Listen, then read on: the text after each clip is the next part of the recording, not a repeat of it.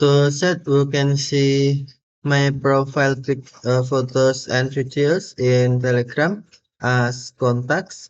In Android phone, open Telegram app, tap Telegram to open, and then tap more icon or three line icon.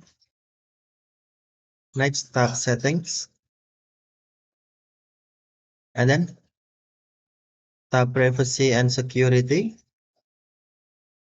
and then tap profile photos and videos. Next, tap my contacts,